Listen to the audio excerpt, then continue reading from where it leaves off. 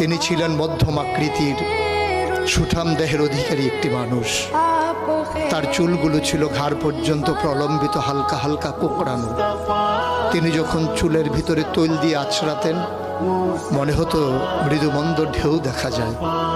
তার কপাল ছিল চওড়া, ভ্রুগুলো ছিল জোড়া ভ্রু, ধনুকের মতো বাঁকা। চোখের পাতাগুলো ছিল ফুটন্ত গোলাপের গোলাপি রঙের এক একটি পাপড়ির মতো। তিনি কখনো বা যখন চোখের পলক ফেলতেন মনে হতো মৃদুমন্দ বাতাসে গোলাপ পাপড়ি যেন দোল খাচ্ছে। তার চোখের সাদা অংশ ছিল রক্তিমাভ সাদা, কালো অংশ ছিল কৃষ্ণ কালো। তার নাকটা ছিল খাড়া, নাকের ছিদ্রগুলো ছিল ছোট ছোট।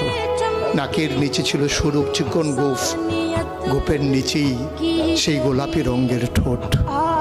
তার ঠোঁটগুলো যখন কখনো বা মুচকে হাসত, গোটা পৃথিবীর মানুষ অবাক বিস্ময়ে দেখত গোটা পৃথিবীতে যেন বিজলি চমকিয়েছে।